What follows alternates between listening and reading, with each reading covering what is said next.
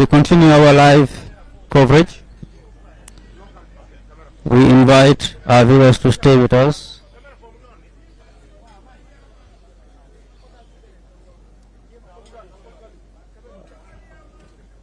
Throughout this live coverage, the opening of the legal year is more than just a ceremonial event.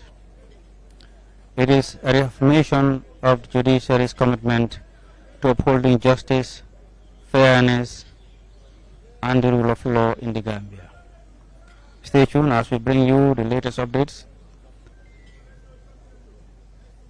as to events happening here.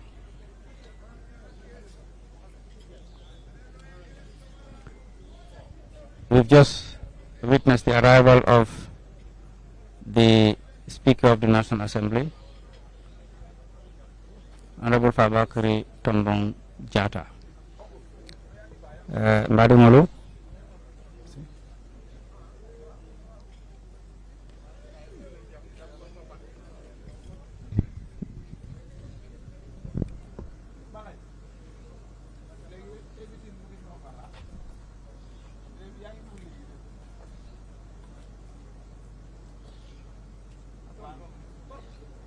Ladies and gentlemen, welcome the arrival of the Speaker of the National Assembly, Honorable Fabakary Tombong Jatta.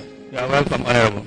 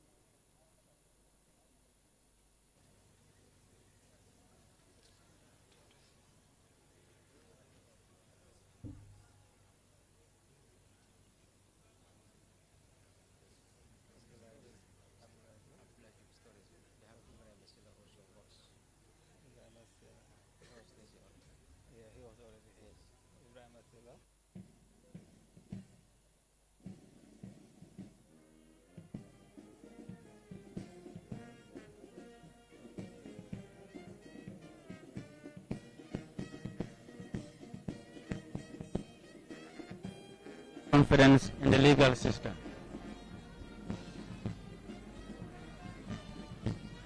Well, we are still here at the High Court Complex in Banjul, and it is the opening of the 2025 legal year.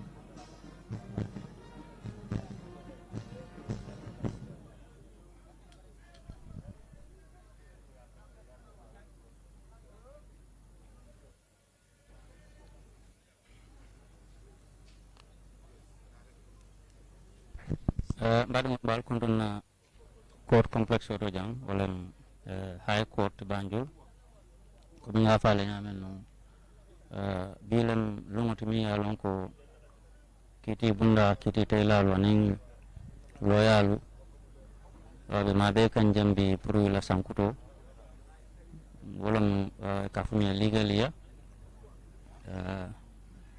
lungi lungolo bayele kan ya donc lungi timi yalon ka kuma ya bata kiti teoni kiti bunda to nyim bankun kan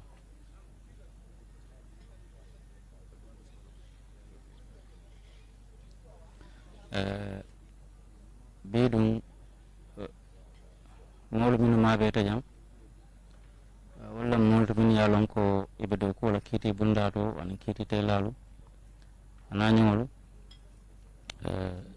binabi komi nga fanya min kiti bunda la nyaton ko min keta honorable chief justice Sanbi Jallow abe kuma kamuli tandila janne minister of justice fanan honorable Dawda Jallow fanan be kuma kamuli tandila janne min keta loyal min kiti telal la ka foti ka fumi ba association ila president min keta nene MC Chamti afanan be kuma kamul fola janne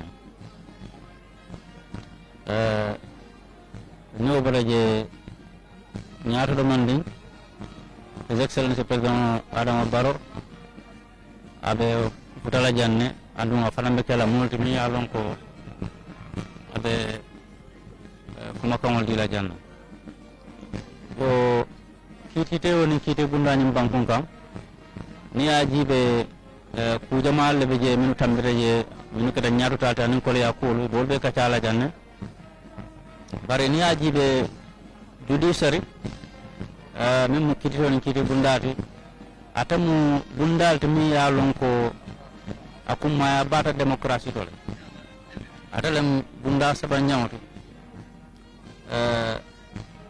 na démocratie to andu tolle la do ko mo pour ka luwañin tamandi anin ka je ko luwañin tamatale atamata nyaala mi yalon ko ab safari wala nyama anin fana saaji ko ka molla nyantulu tanka mol min bu ko banku dimol e tolle molti da min yalon ko le ka fataroke banku dimol nim banku tema banku dimol da malu tema anin ka ajibe nim banko be tama kan silol min naka kitiroke ka fataroke ka ajibe ko min be kitam fo silolon fo silonde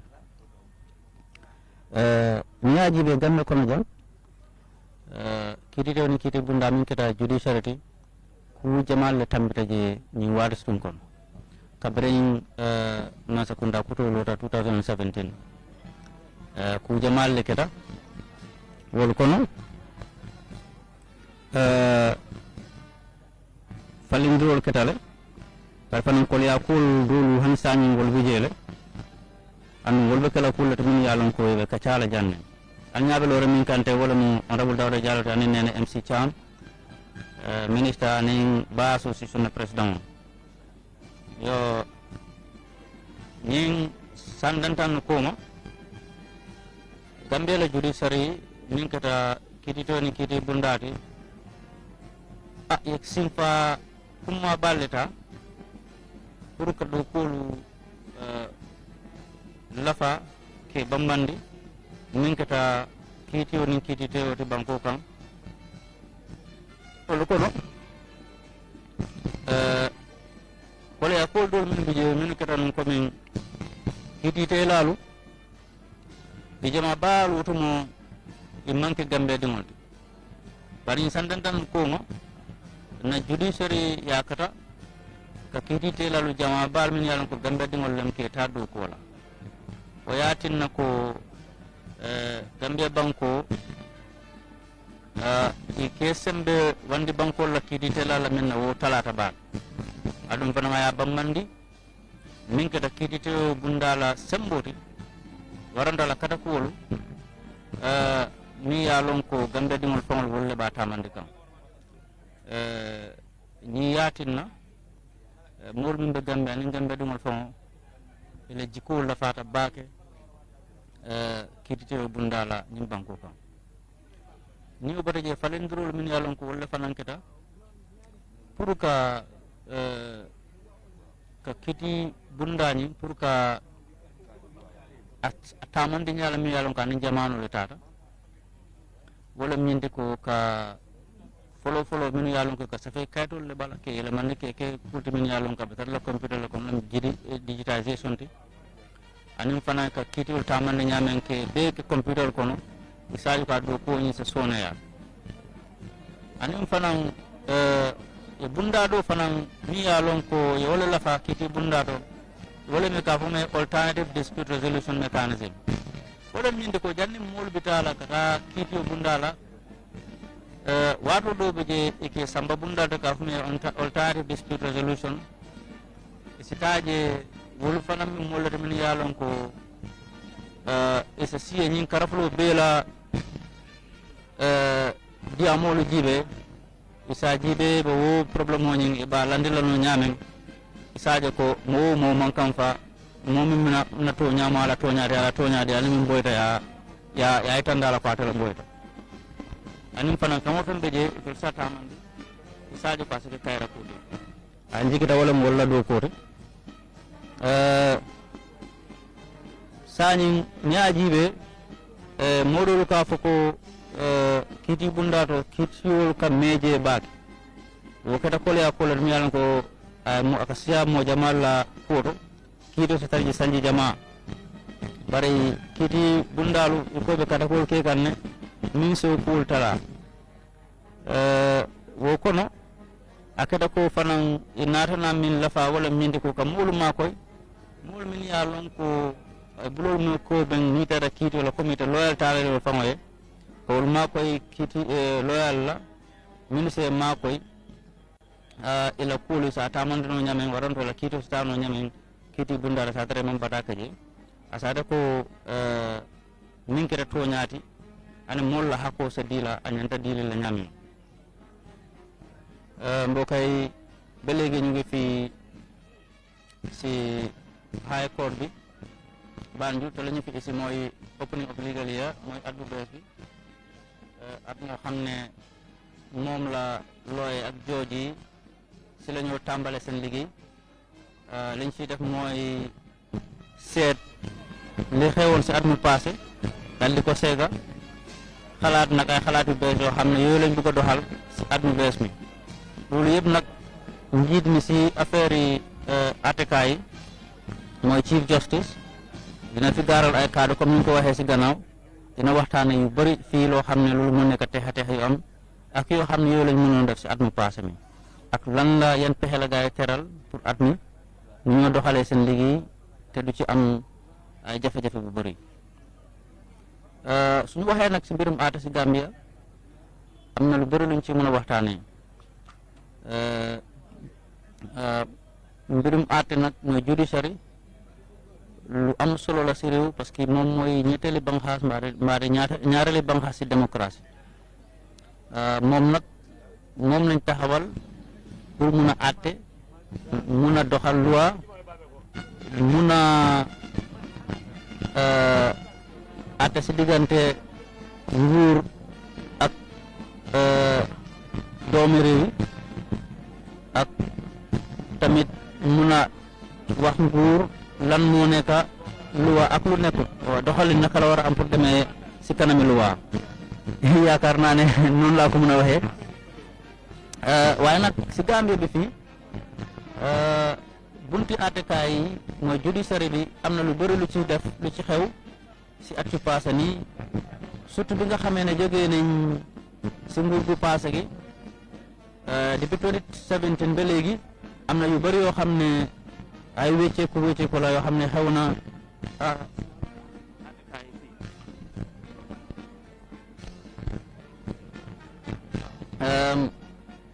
waaye taxul nag amoon na tamit ay texa yu bëri yoo xam ne ba léegi ñu ngi ci ak doomi réew yi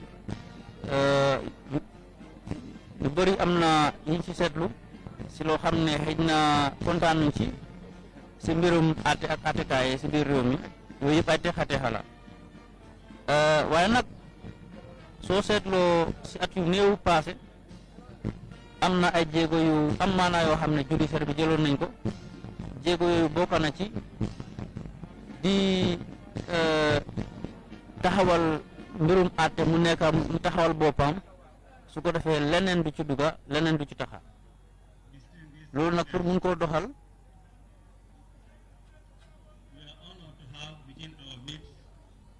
and leaders, religious leaders, in the passing of Imam Ibrahim Njai, the representative of the Imam Ratib of Banjul. We also have the chairperson of the Gambia Christian Council, Bani Manga. We do also have honorable ministers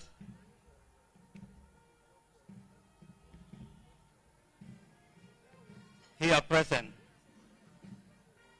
The president is coming. No, is not coming. The President of the Republic of the Gambia to the High Court premises here for the events proper to begin. And as soon as he arrives, as usual, there will be the national anthem.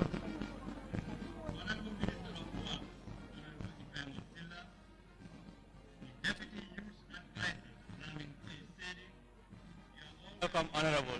Thank you very much for joining us today.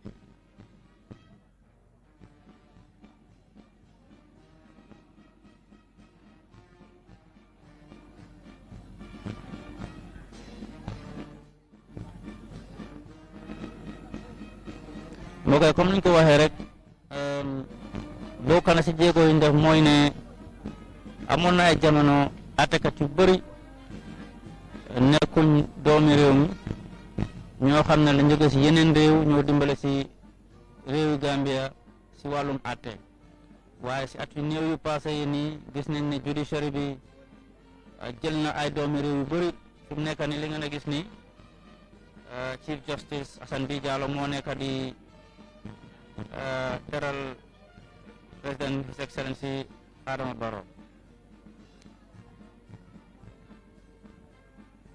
This is the formal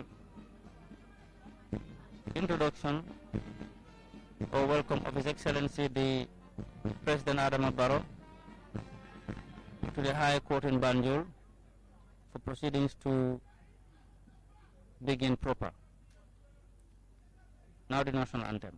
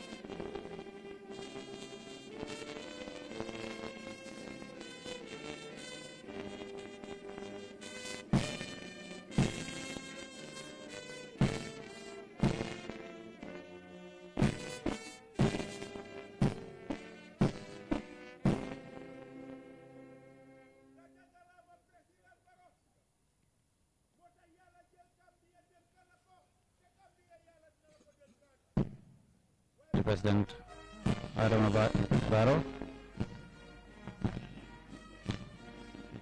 Now proceeding to take his seat.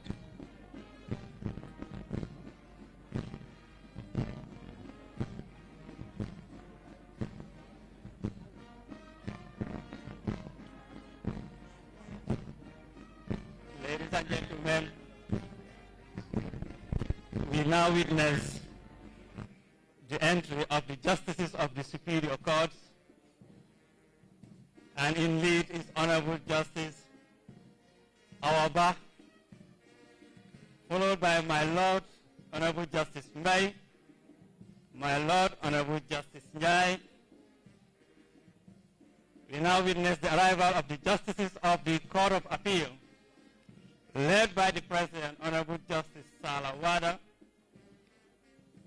followed by Honorable Justice Ross, Honorable Justice Mahoney, my Lady Kumbasila Kamara, my Lady Aminata Sao Sise, Honorable Justice Wright.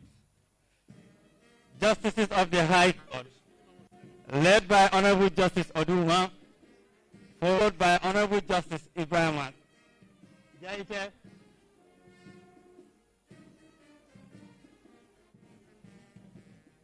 Honorable Justice MSM Jallo, Honorable Justice Landing M. Tane, Honorable Justice Tavali, my lords and my ladies, you are highly welcome.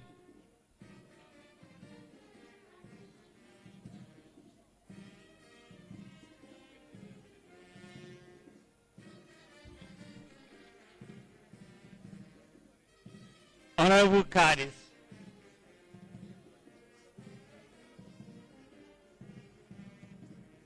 Honorable Qadis and Ulamas of the Qadi Appeal Panel, you are welcome.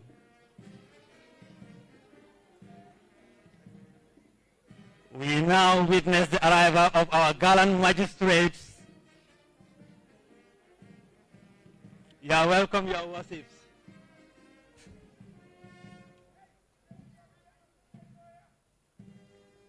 Now we witness the arrival of the legal researchers led by the chief legal researcher. Thank you for helping us have informed decisions, helping our justices. We know how tedious this work is. Your worships, Qadis, you are all welcome.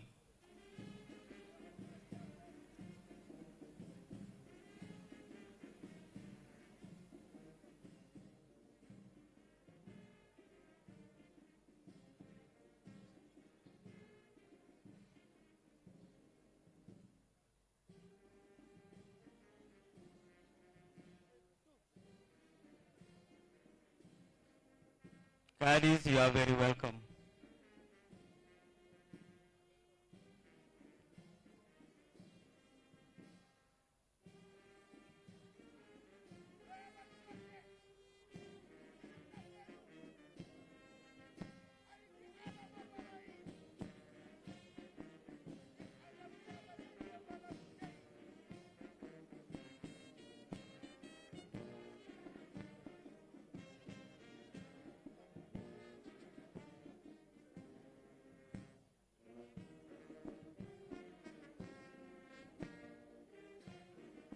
Distinguished invited guests, ladies and gentlemen, entering the premises are the State Councils. Our able State Councils at the State Law Office, you are highly welcome.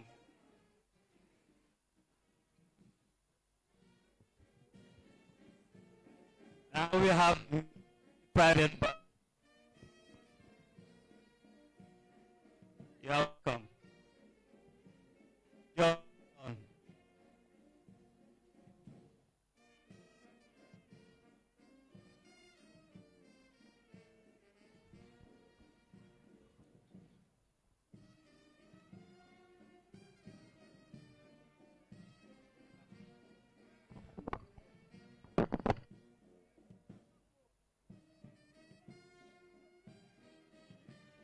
Learned councils, you are welcome.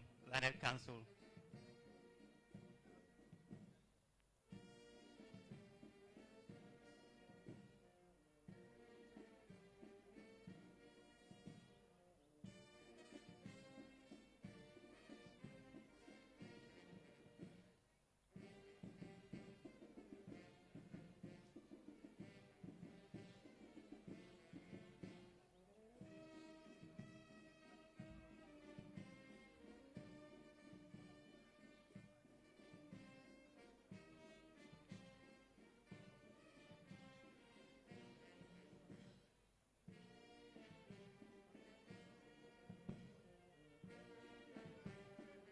We recognize the presence of members of the executive of the Gambia.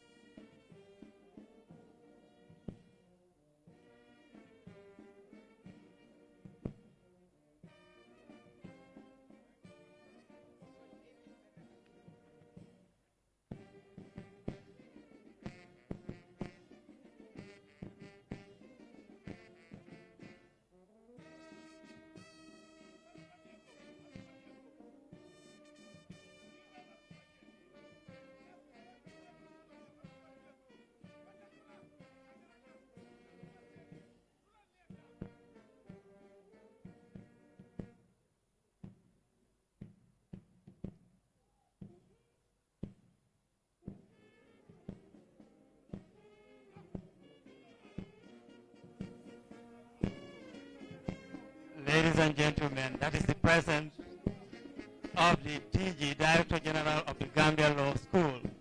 You are welcome.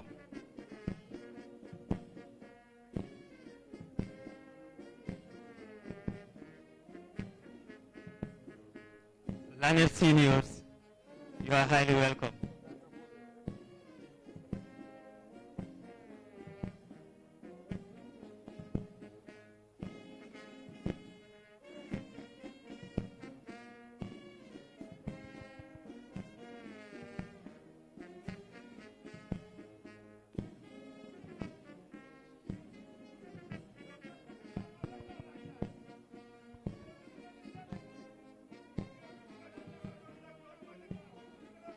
You are welcome, Lana Senior. We are honored to have you within our midst. Ladies and gentlemen, please rise for the arrival of the President of the Republic of the Gambia, His Excellency Adama Barrow. Ladies and gentlemen, please.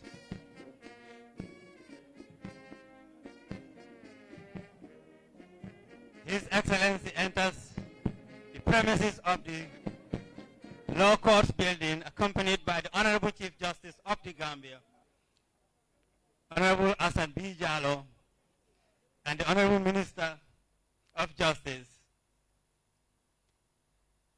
Honorable Dauda Jallow. You are welcome.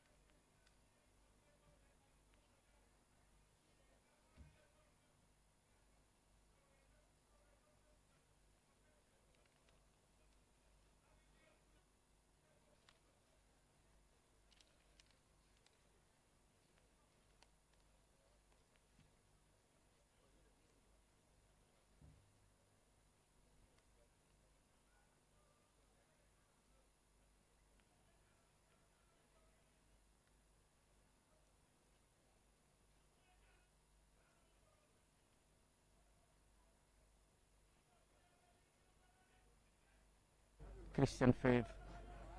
and then proceedings will continue from there.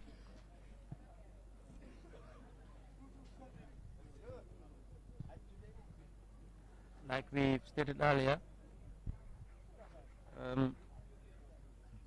the usual reforms have been introduced to modernize court processes, and this has been a major improvement in the dispensation of justice in the Gambia. Assalamu alaikum to all present here. In compliance with the long existing tradition in Gambia, I invite the Imam Ratib of Banjul or his representative to lead us in Muslim prayers.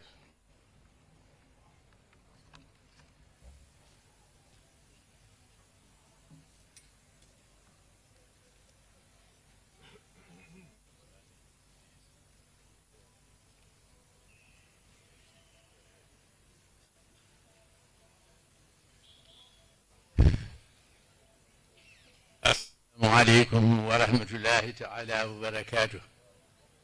أعوذ بالله من الشيطان الرجيم.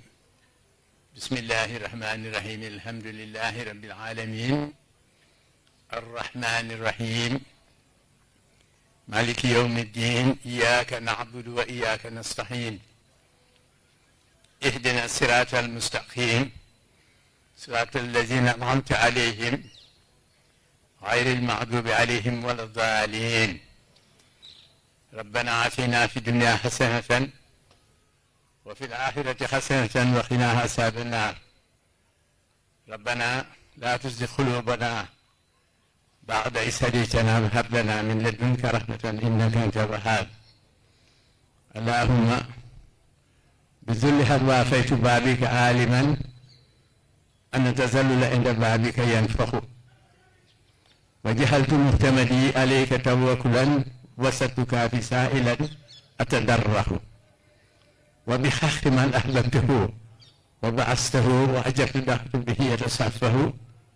اجعل لنا من كل ديه مهرجا والتف بنا يا من إليه المرجع. ثم الصلاة على النبي وآله خير الخلائق شافه ومشفه. اللهم صل على سيدنا محمد الفاتح لما أخلق والحاكم لما سبق الناصر الحق بالحق والهادي إلى صراطك المستقيم وعلى آله حق قدره الذين. سبحان ربك رب العزة عما يصفون وسلام على المرسلين والحمد لله رب العالمين. بمت لا إله إلا الله لا إله إلا الله لا إله إلا الله سيدنا محمد رسول الله صلى الله عليه وسلم. آمين يا رب العالمين.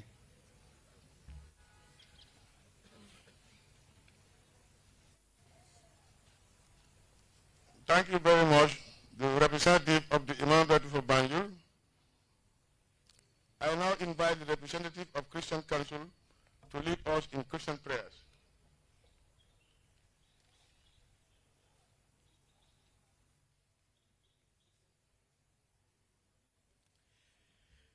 Please may we continue in prayer.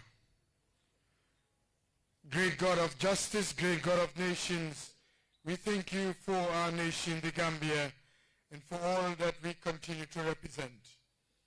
In this month that we celebrate our 60th anniversary, we pray that justice will continue to flow like rivers in our nation.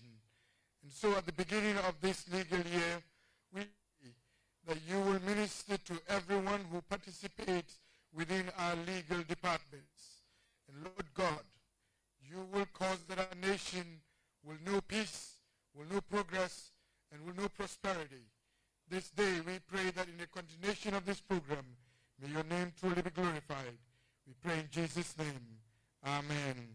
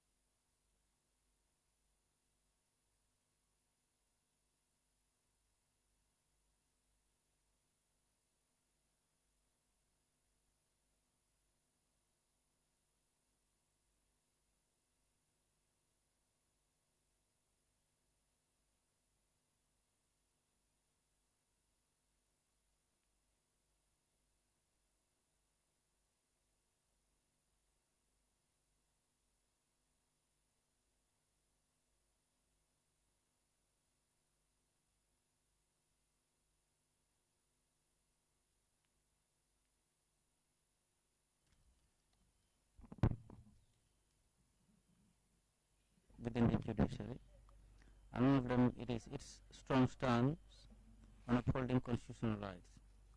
Landmark rulings Thank you and very much, cases. the representative of the Christian Council, for the prayers.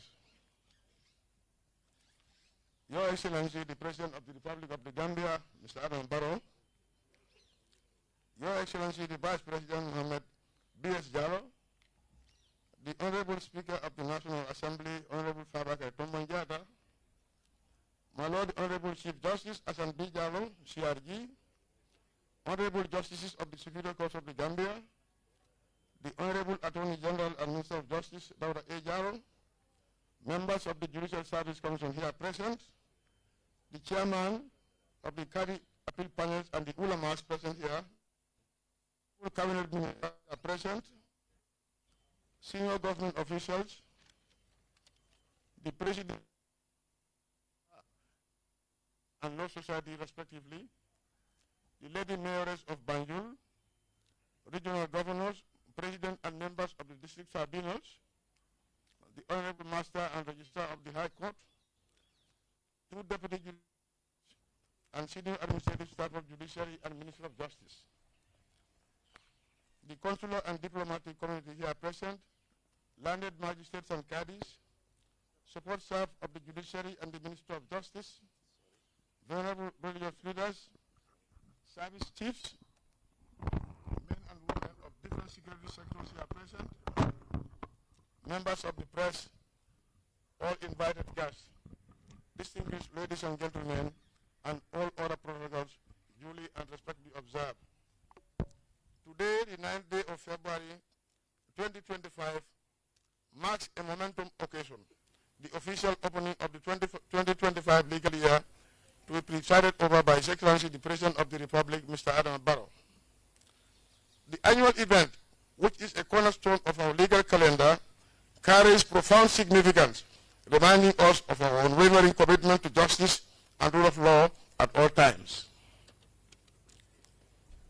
The legal year, which dates back to 1982, was initiated by Senior Counsel Fafa Idris Mbai, who was then the Attorney General and Minister of Justice of the Gambia. Mr. Mbai and his team at the time were the masterminds behind the celebration of the legal year after the abortive coup at the turbulent events of July 1981, led by Kubo Sampasayo.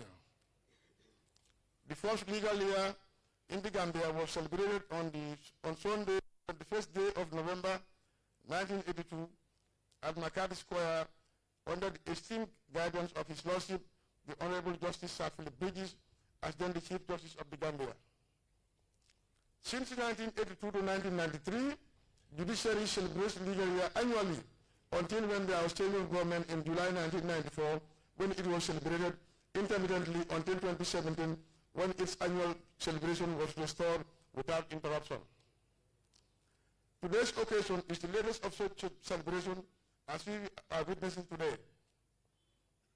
May we all be blessed with good health to witness many more such significant legal day celebrations in years to come. Amen.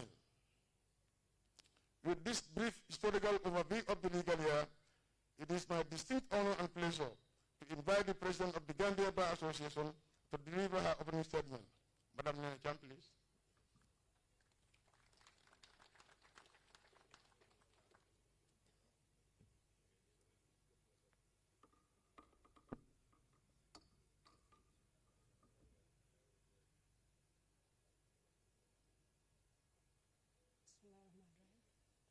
Your Excellency, the President of the Republic of the Gambia, Mr. Adam Barrow, Your Excellency, the Vice President, Mohammed B.S. Jallo, Honorable Speaker of the National Assembly, Fabakary Tombong Jatta, Honorable Chief Justice Hassan B. Jallo, Honorable Attorney General, Minister of Justice, Dawda A. Jallo, Cabinet Ministers here present, Justices of the Superior Courts, Chairman of the Qadi Appeal Panels, Your Worships, the Magistrates, Venerable Qadis, Governors, District Chiefs, learned colleagues at the Bar, Security Chiefs, members of the JSC, members of the Diplomatic and Consular Corps, the media, invited guests, distinguished ladies and gentlemen, good morning.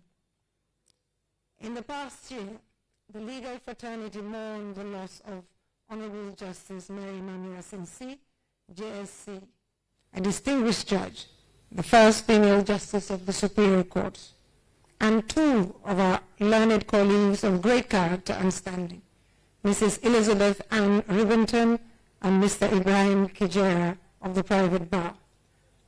Their passing is a great loss to Gambia Bar Association and the legal fraternity and the nation at large. On an occasion like this, it is fitting that we remember them and continue to pray that they have eternal peace. Mr. Chairman, it is an honor to address this gathering at the official opening of the legal year 2024-25. It is once again an opportunity for reflection on our various roles as stakeholders, take stock of our achievements as well as the challenges we face in the administration of justice. The Gambia Bar Association comprises of legal practitioners enrolled to practice law in the Gambia. Sorry.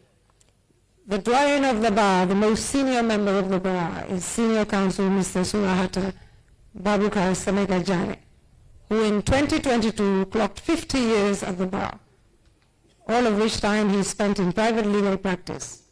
Mr. Jane, though retired from court, is very much active in the affairs of the Gambia Bar Association. I wish to take this opportunity to recognize the selfless service he has rendered and continues to render to the GBA.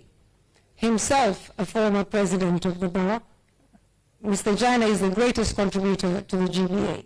He is generous with his knowledge to lawyers, and the guidance he offers to us is invaluable and very much appreciated. We salute you, Mr. Jane. Mr. Chairman, I wish to focus part of my statement on the theme, the role of the Gambia Bar Association in our democratic Gambia and the important relationship with government. The aims and objectives of the Gambia Bar Association are set out in Article 2 of our Constitution. They include to promote and defend the rule of law, human rights, justice, and the independence of the judiciary and the legal profession as a whole. It is therefore the role of the Gambia Bar Association to support initiatives that strengthen legal protections and uphold democratic principles. It is part of the role of the GBA to express its views upon any matter of public interest or of interest to the legal profession. This we do through the issuance of public statements, for example, on pertinent issues on which we need to be heard, just as we have had to do in defense of the independence of the judiciary. The late Dr. Kwame Nkrumah of Ghana said, and I quote, "The independence of the judiciary is the cornerstone of the rule of law and democracy." Very short and accurate statement. The Judicial Officers Bill, which we had cause to defend, will enhance the overall efficiency of the justice delivery system, as well as preserve the integrity of judicial officers. The independence of the judiciary is integral to maintenance of the rule of law and delivery of justice.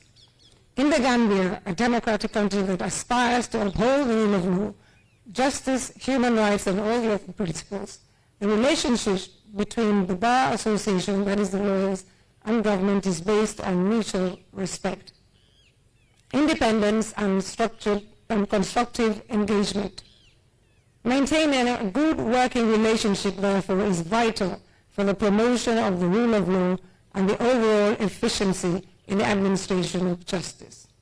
When this collaboration is successful, the legal framework is improved, the rule of law is strengthened, human rights protections are ensured, and laws and policies uphold international standards.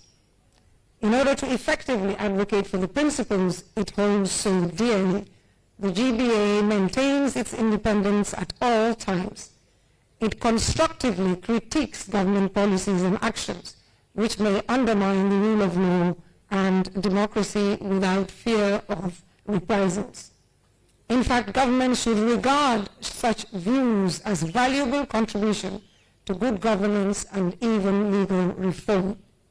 The Gambia Bar Association, through its members, continues to provide legal representation to those whose rights are infringed, challenge provisions of the law we consider unjust, and suggest necessary reforms. Our members must be able to represent their clients, including those with grievances against the government, without getting labeled as being against the government, as had been in the case in the previous dispensation. In the past year, the GBA continued to advocate for legal reforms, starting with a new constitution of the Republic of the Gambia, a progressive one that will represent the wishes and aspirations of the Gambian people for a democratic, just, transparent, and one that will bring accountability. This is needed if we are to succeed the second time around.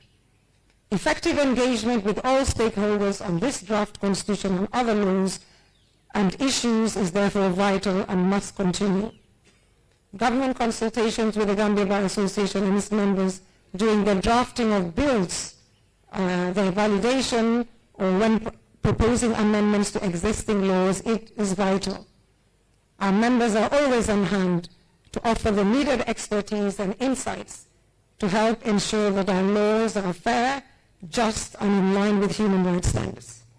It is important to state that the feedback or constructive criticism from the bar helps identify gaps, inconsistencies, and flaws in existing laws and regulations, and are invaluable for refining and improving the legal framework to create more just and equitable laws. The GBA members sit on boards, commissions, councils, committees, and panels set up by acts of the National Assembly to provide the required legal expertise to government institutions, agencies, and same goes for non-governmental and private institutions. The GBA, through its members, have been supporting the Ministry of Justice in setting up, for example, the special accountability mechanisms, which support will continue. It includes public awareness raising campaigns on the SAM to inform and update, particularly victims and the public, of the steps being taken by the government to work towards implementation of the recommendations of the TRRC.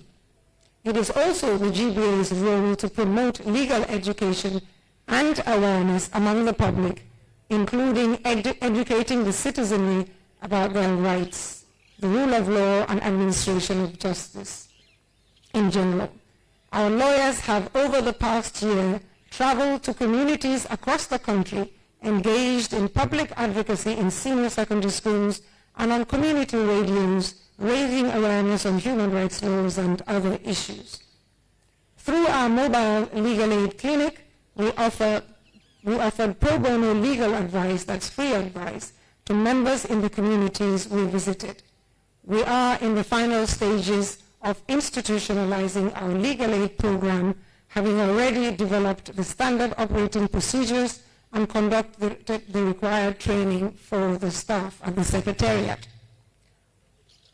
Now, on promoting the independence of the judiciary, the GBA urges enactment of the Judicial Officers Remuneration Bill 2024 in accordance with Section 1421 of the 1997 Constitution.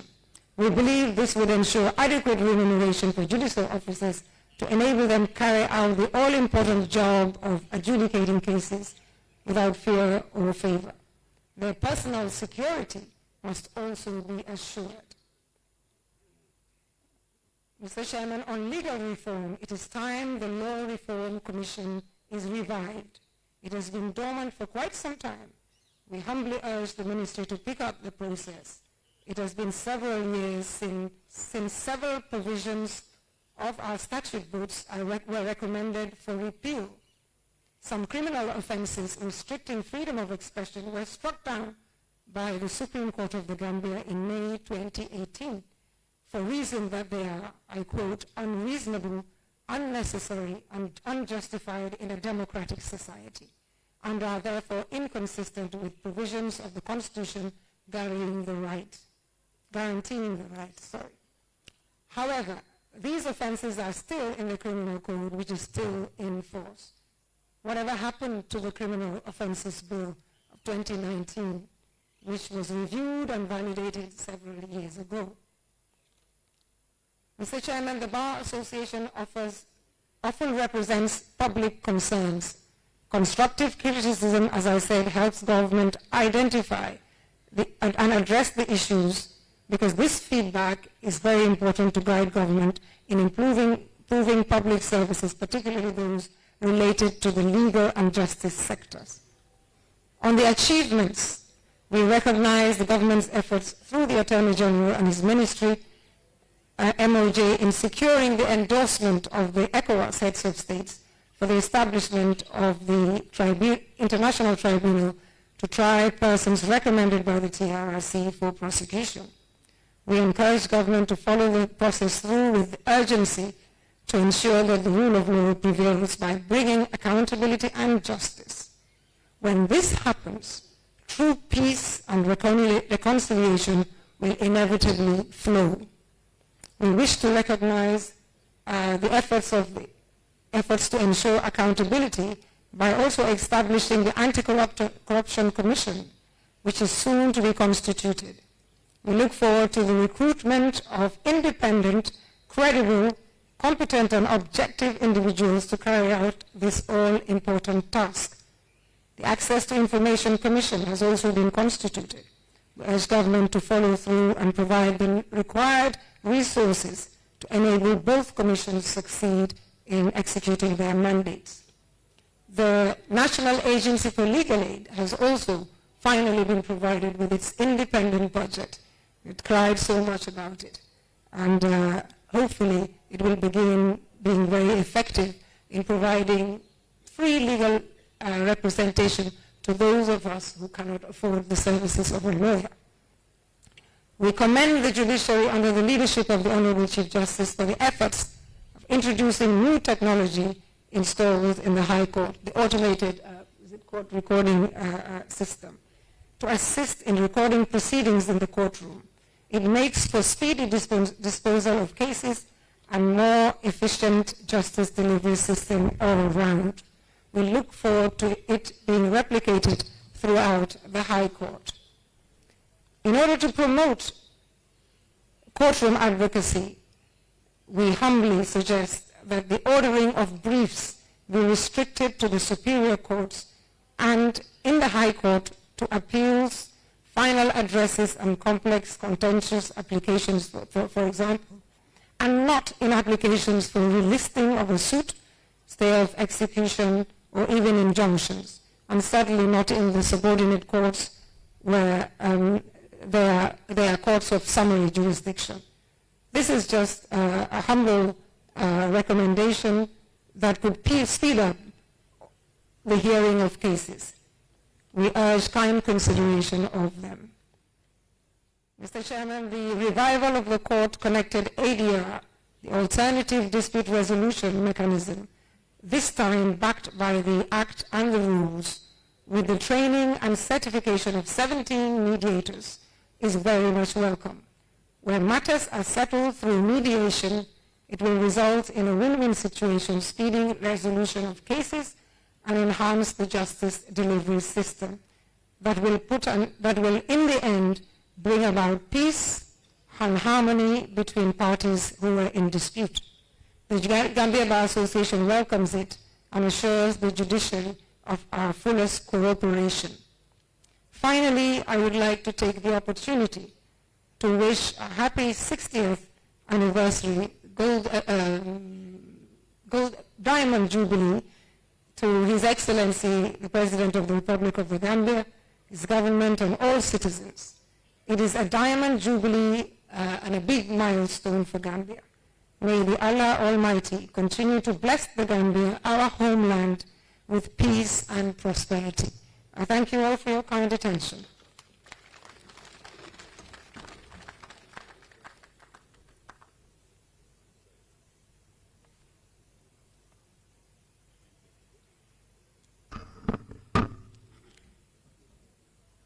Thank you very much, Madam President of the Bar,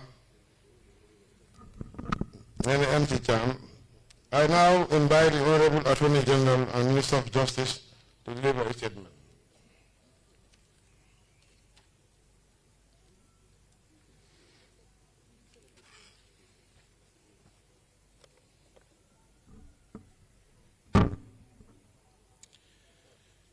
Excellency, the President of the Republic of the Gambia, Honorable Speaker of the National Assembly, my Lord, the Honorable Chief Justice of the Gambia, Justices of the Superior Courts, Honorable Cabinet Ministers present, Honorable Members of the National Assembly, Members of the Judicial Service Commission, Members of the Diplomatic and Consular Corps, distinguished Mayor and Mayors, Regional Governors, Executive Coordinators, learned magistrates and cadis, members of the General Legal Council, District Sefolu and members of the district tribunals, President of the Gambia Bar Association and members of the bar, distinguished ladies and gentlemen.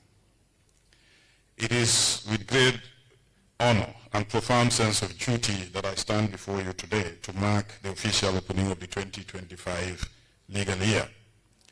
This annual tradition is not merely ceremonial. It is a powerful reaffirmation of our collective commitment to justice, the rule of law, and the democratic values that underpin our nation. As we reflect on the past year's achievements and challenges, we renew our resolve to ensure that justice is not an abstract idea, but a tangible reality for every Gambian. The past year has been one of both significant progress and formidable challenges for the Attorney General's chambers and the Ministry of Justice.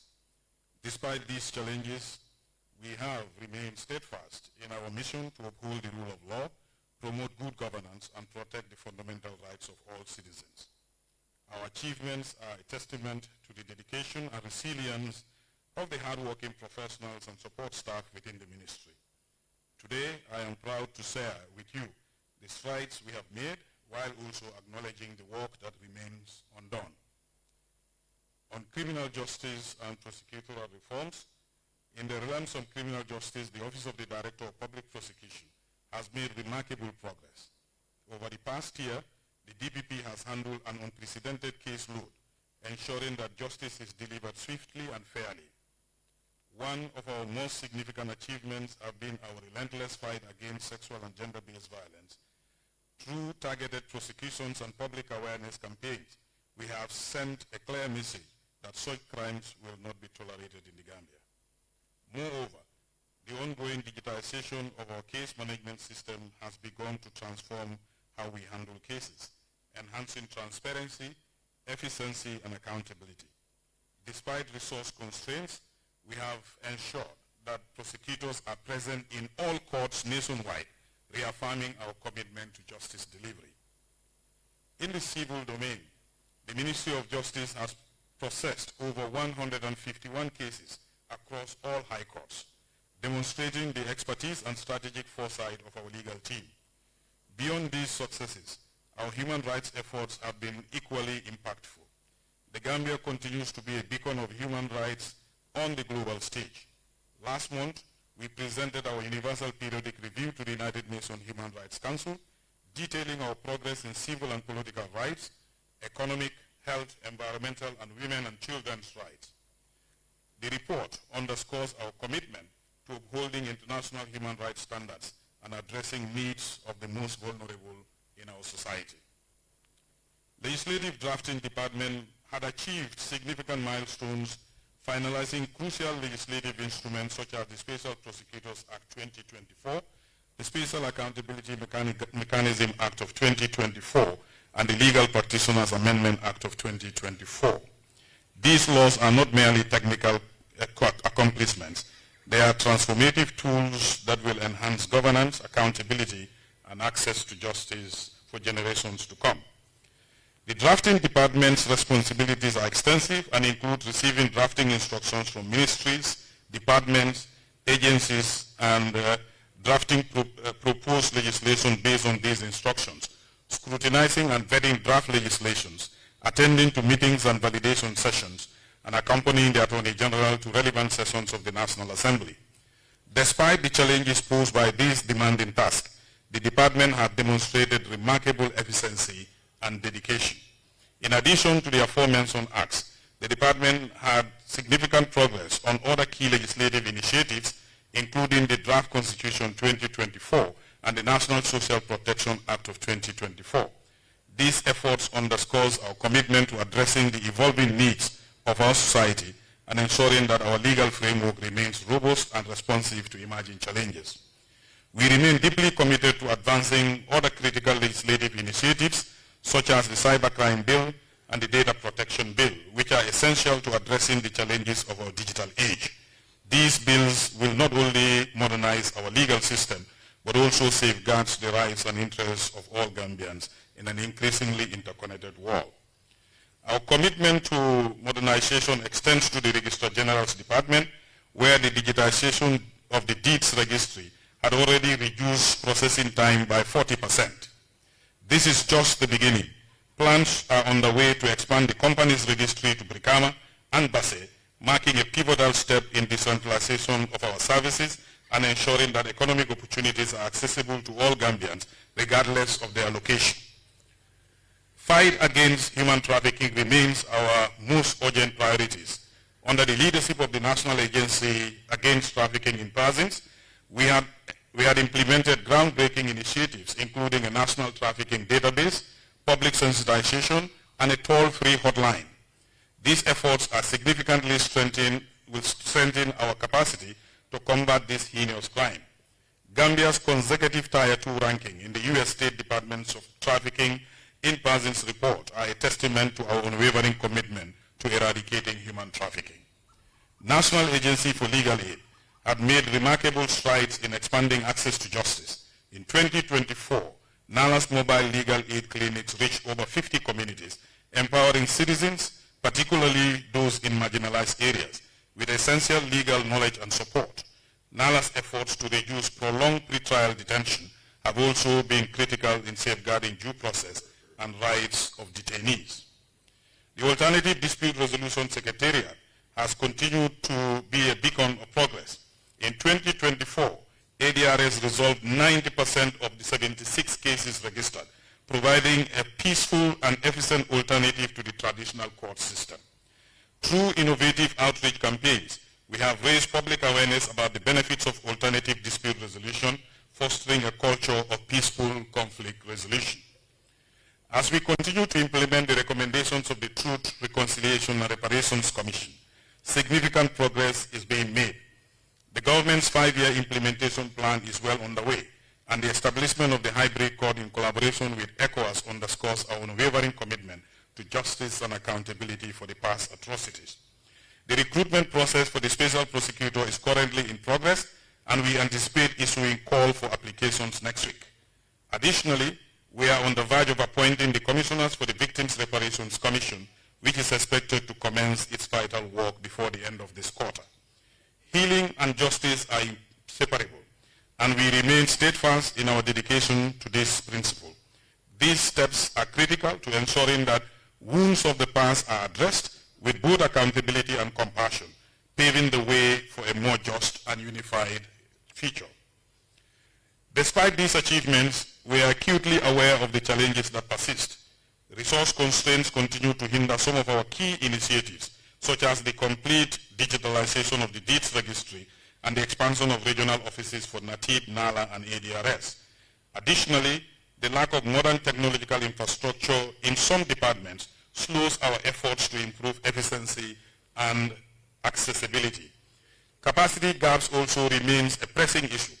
A critical shortage of personnel in various department places undue strain on the existing staff and limits our ability to respond swiftly to emerging legal challenges.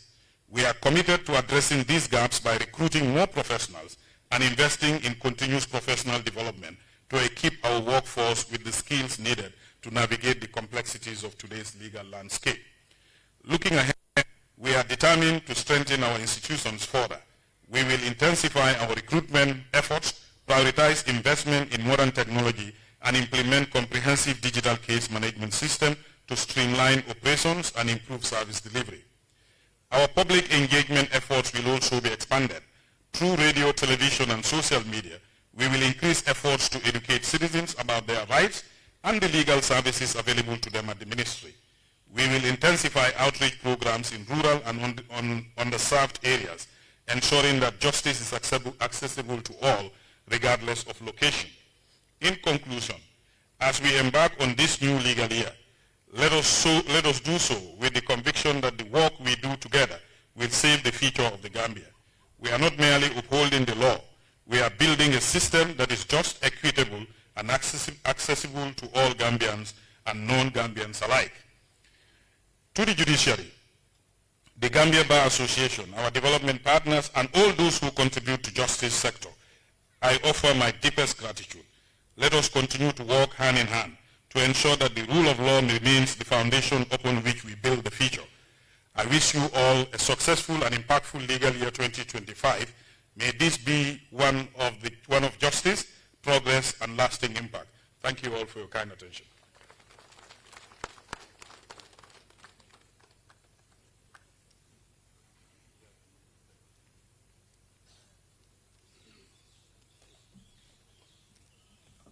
Thank you very much, Honorable Attorney General and Minister of Justice.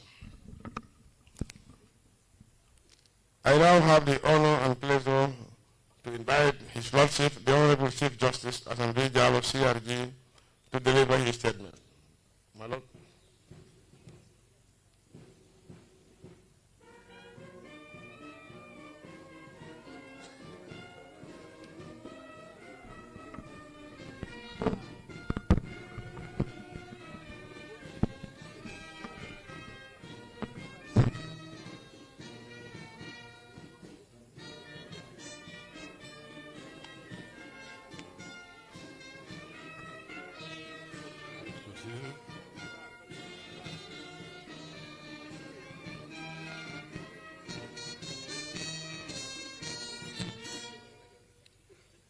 Your Excellency, President of the Republic, Mr. Adama Barrow, Honorable Speaker of the National Assembly, Honorable Judges of the Superior Courts, Honorable Attorney General, Minister of Justice, and Honorable Ministers, Your Worships, Magistrates, and Cadis, Your Excellencies, members of the Diplomatic Corps, President of the Gambia Bar Association and members of the Gambia Bar Association, the Director General of the Gambia Law School, regional governors, presidents, and members of the district tribunals, venerable religious leaders, members of staff of the judiciary and of the Attorney General's chambers, distinguished guests,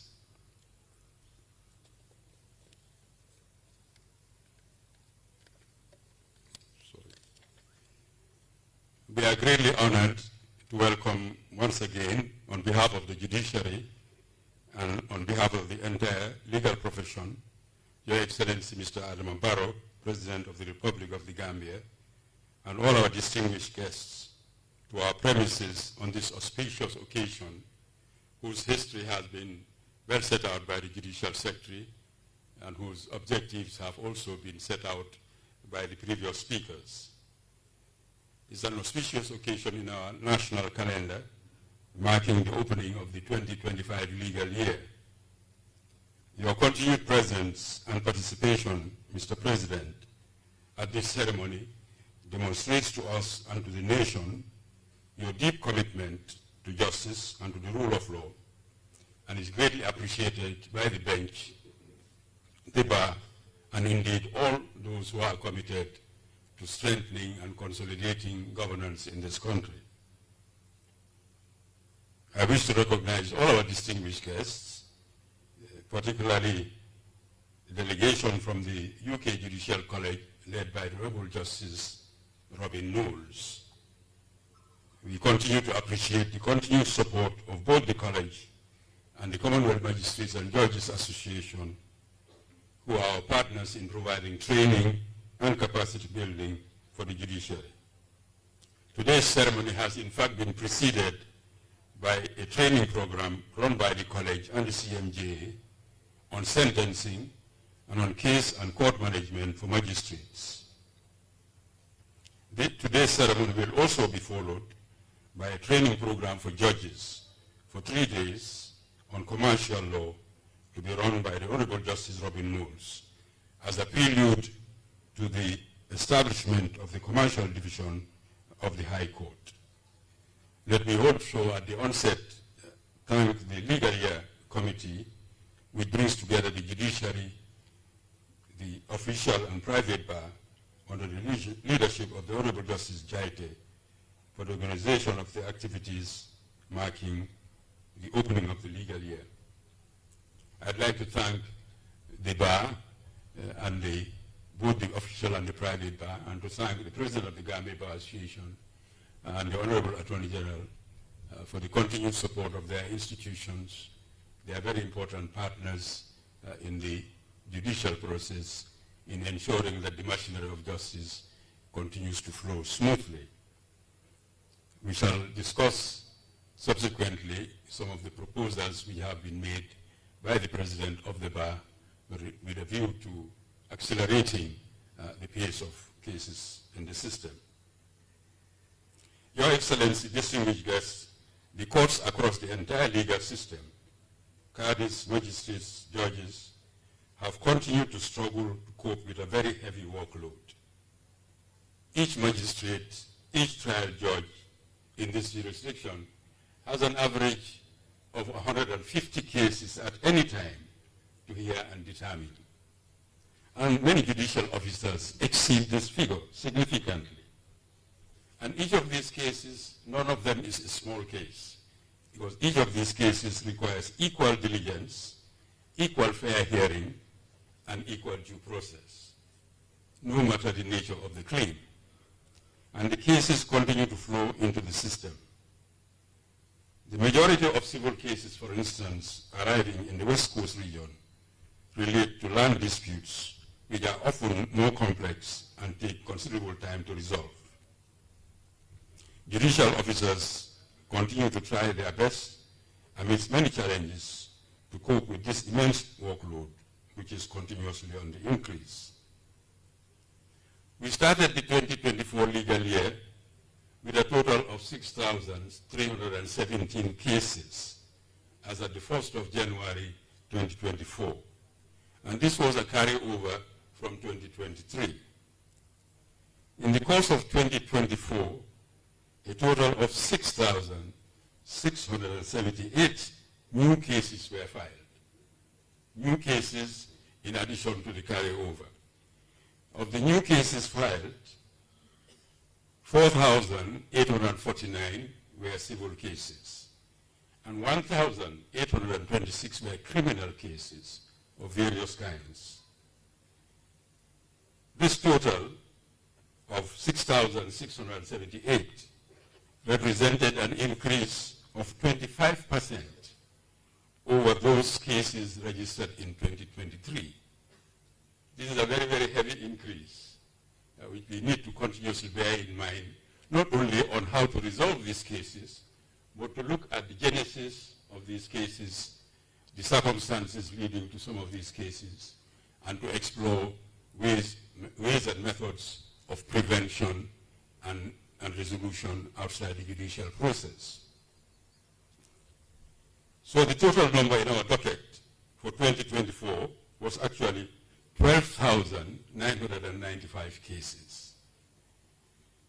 In the course of 2024, a total of 5,541 cases were disposed of by the courts, the cadis, the magistrates, the judges, and of those that they managed to dispose of, 4,141 were civil and 1,400 were criminal cases. This compared favorably to the 5,273 cases disposed of in the previous year. So a much higher figure than in the previous year of 2023 was disposed of in terms of cases. And I think this is a significant effort and achievement for which I wish to commend all the judicial officers and their support staff, as well as counsel and other participants in the judicial process. And I think the commendation will rest not just with me, but with all those who are beneficiaries of the process of justice and of the rule of law. Clearly, we need more investment in the administration of justice in order to manage such a heavy workload, manage it much more efficiently. We need greater diligence by all participants. You need more hands. You need more courtrooms. You need an improved working environment for judicial officers and better conditions of service for staff. And we need better rules. For the attainment of speedy and quality justice depends on many factors in addition to the diligence of the judicial officers. Provision of adequate human and other resources and to other stakeholders in the justice process, because it's not just the courts which are involved in this. There is law enforcement, there is the bar, there are penitentiary institutions which all need to be assisted. Adequate infrastructure for courtrooms, rules of procedure and practice that promote speedy and efficient justice. Greater exploration of alternative dispute resolution processes, use of technology to improve efficiency, and as I said, better conditions of service for judicial officers. These are all of paramount importance in this respect. But perhaps best of all should be an effort to reduce litigation by strengthening not only the court-connected ADR, that is the alternative dispute resolution system, but also to encourage greater resort to our traditional dispute resolution systems which have proven beneficial to our communities. But heavy as the workload may be, we as judicial officers must of course all do the best with respect to each case we adjudicate. We must be committed and continue to be committed to the hearing and determination of cases within a reasonable time, to improve at a personal level the management of our cases, above all to demonstrate the highest standards of honesty, of integrity, impartiality, fairness, and independence in the discharge of our duties, as well as exhibit impeccable conduct, both on and off the bench, as would inspire and retain the confidence of the public over whom we preside as adjudicators. Your Excellency, distinguished guests, when we last gathered here in 2024, on 21st January to be precise, 2024, I indicated that the judiciary was looking forward in the course of that year to, among other things, enhancing its human resource capacity, introducing an e-case management system, installing a computerized system for the recording and transcription of court proceedings, the review and revision of the rules of procedure of the High Court, the formulation of schemes of service and a staff evaluation system for the judiciary, and the operationalization of the Special Criminal Division of the High Court. I am pleased, Your Excellency, to report that the judiciary has registered significant progress in all these sectors in the course of the past year. We suffered the sad demise of the Honorable Justice Mam Yasin C., a Justice of the Supreme Court, a judge who has served this country and other national jurisdictions, and indeed the Commonwealth, with great distinction and with a universal recognition of her leadership's commitment to truth and justice. We also suffered at the level of the bar, as indicated by the President, the loss of 2 senior legal practitioners, Anne Rivington and Mr. Kijera. May their souls rest in peace. Some of the judges on technical assistance from Nigeria and Ghana, Justice Achibonga, Justice Osei Tutu, Justice Bakri, and Justice Ayola, returned home at the end of their tenure.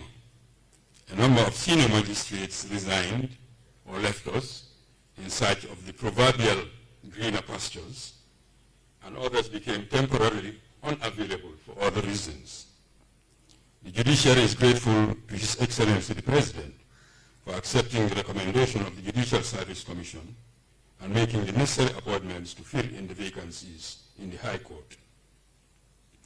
Accordingly, we welcome the Honorable Justice Sarah Ari from Ghana, the Honorable Justice Sonia Akinbi from Nigeria, and from the Gambia, the elevation to the High Court bench of the Honorable Justice Omar Chan, Honorable Justice Omar Suso, and the Honorable Justice Yakar H. Cox Roberts.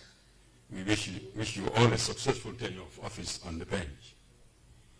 The increase in the number of High Court judges has enabled us to strengthen the Brikama High Court Division with 3 judges in order to facilitate the management of the hundreds of cases, mostly concerning land disputes which emanate from that region.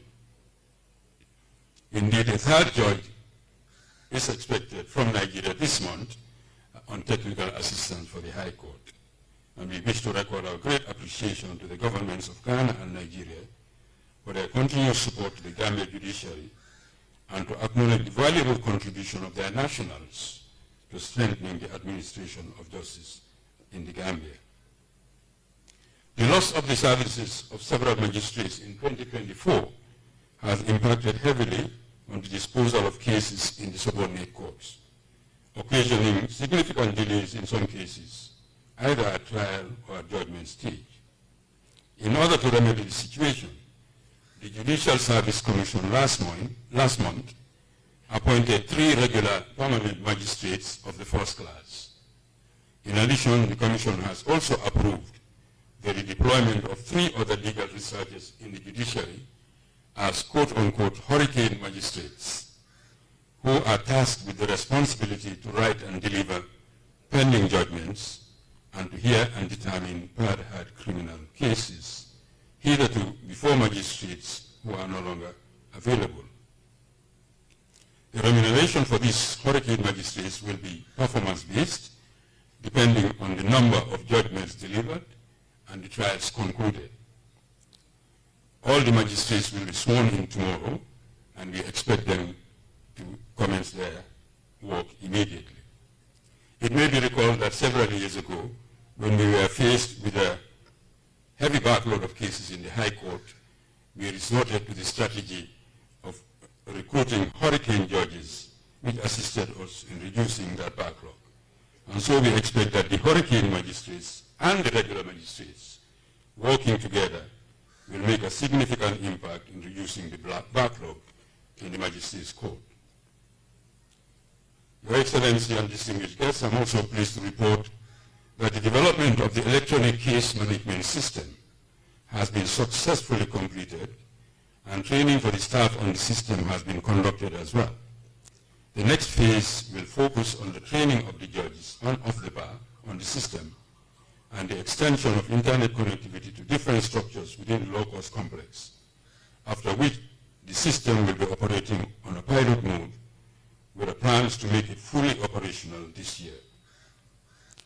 The computer-aided recording and transcription system, which will replace manual recording of court proceedings and provide an instant transcript of such proceedings, has now been successfully installed in 3 out of the 6 courts which were identified in the pilot phase of the project.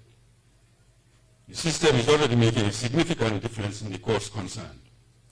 Additionally, we are looking forward to the equipping of our court records preparation unit with equipment and other facilities provided by the TICA, the Turkish Cooperation Coordination Agency. This too is expected to significantly expedite the preparation of court records and the hearing of appeal cases. The draft revised High Court Rules of Procedure have, following their review at a validation workshop in December 2024, now been submitted by the consultants AB & Co. for the consideration of and promulgation by the Rules Committee, comprising the Chief Justice, the Honorable Attorney General, and the President of the Gambia Bar. We propose to bring these new rules into force towards the end of 2025 in order to give time to the stakeholders to prepare for their operation. The new rules, which will replace the current High Court rules in force since 1928, provide a better framework for the avoidance of undue delays and the promotion of more expeditious disposal of civil cases. We look forward to extending the review and reform of rules to the subordinate court rules, which regulate practice and procedure in the Magistrates' Court, with the same end in mind. I would like to record our immense gratitude to the USAID and its implementing agency, the American Bar Association, for the support it has been providing to these projects, and look forward to their continued funding after the current global review of USAID projects, as this particular program is a very important contribution to the strengthening of the rule of law, democracy, and human rights in the Gambia. I would also like to acknowledge the valuable contribution of the Judiciary Practice and Procedure Subcommittee under the leadership of the Honorable Justice Wada Sise, Justice of Appeal to these projects. Your Excellency, distinguished guests, following its establishment on the 21st of December 2023, pursuant to sections 131 and 143 of the Constitution, I have assigned 3 judges of the High Court to the Special Criminal Division, which is mandated to hear and determine cases arising from the TRC recommendations, and also to try other serious cases assigned to it by the Chief Justice. The division is now operational, but in the absence of referral so far of any TRRC cases to it, the division is focused on hearing other similar cases assigned to it by the Chief Justice. We record our appreciation to the Government of the United Kingdom and to the EU and the UNDP for their support in the rehabilitation, the furnishing and equipping of the judiciary's facilities at Mile 7 Bakau to house the Special Criminal Division, which we hope will relocate to its new premises this year. Already prior to the establishment of the Special Criminal Division, you will recall that several accused persons who had been the subject of matters falling under the mandate of the TRRC had already been prosecuted and tried in the High Court. We welcome the ECOWAS and the other international support for the establishment of a special mechanism in the Gambia for the prosecution of TRRC crimes as well. Ensuring accountability for international crimes and other serious crimes requires a strong partnership between national and international legal systems, leveraging the strengths and the advantages of each system. And in this respect, it is important to recall that primary responsibility in this regard lies with the national systems, with international or internationalized systems exercising jurisdiction over crimes with national systems for various reasons, whether legal, jurisdictional, or political, may not be able or may not be willing to prosecute. It is equally important to recall and emphasize, in the context of the structuring and operations of any internationalized or hybrid tribunal, the need for ensuring a lasting legacy for the national legal system and overall for the nation concerned. We look forward to the mutual support of the two systems in the pursuit of justice and accountability and in combating impunity. Court-connected alternative dispute resolution has also been active in 2024 to promote out-of-court settlement of civil cases. Under the guidance of the Honorable Justice Omar M. Jai of the Supreme Court, the judiciary organized a mediation week in 2024. It also trained some 36 mediators drawn from the bench and the bar and made a mediation an integral part of the process in the High Court with good results. Since its introduction in the course of 2024, court-connected mediation has assisted in the out-of-court resolution of civil cases with considerable saving in time and in resources. Not to talk of the spirit of reconciliation which results from a successful mediation, as opposed often to the costs of litigation, both in time and resources. In addition, of course, to the acrimony which often is engendered within the parties by litigation. The judiciary, as a follow-up, has now established a dedicated registry for the mediation of cases in order to facilitate the process of ADR. It also hosted an international conference on ADR in the course of 2024 to promote sensitization on its benefits. And here also I wish to record our appreciation to the AB and the USAID and the Edwards Mediation Academy and to the members of the Judiciary ADR Committee.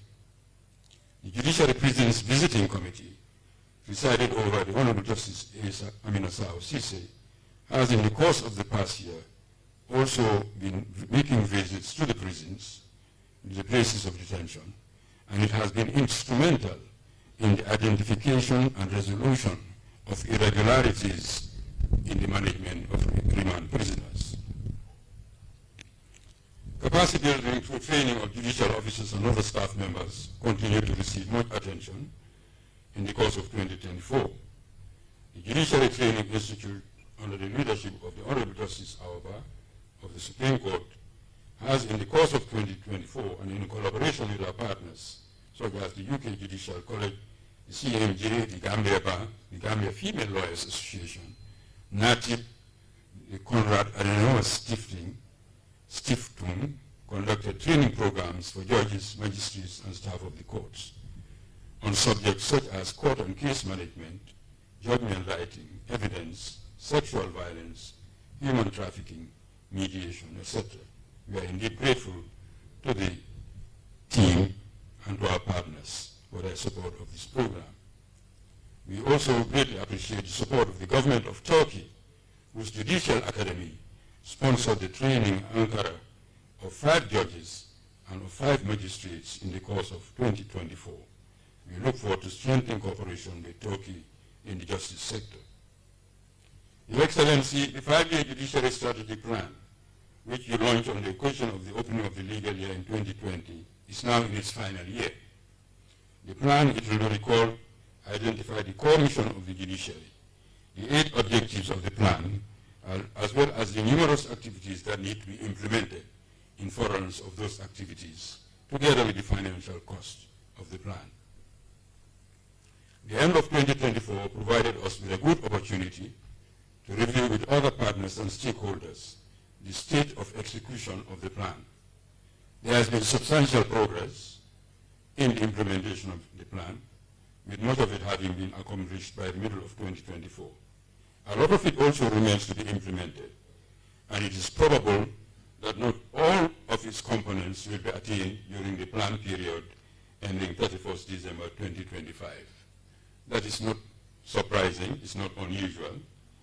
But in the course of 2025, we shall be focusing on those objectives which seem attainable during the remainder of the plan period, and to consider towards the end of the year 2025 what arrangements to put in place for the implementation of the outstanding work in 2026 onwards.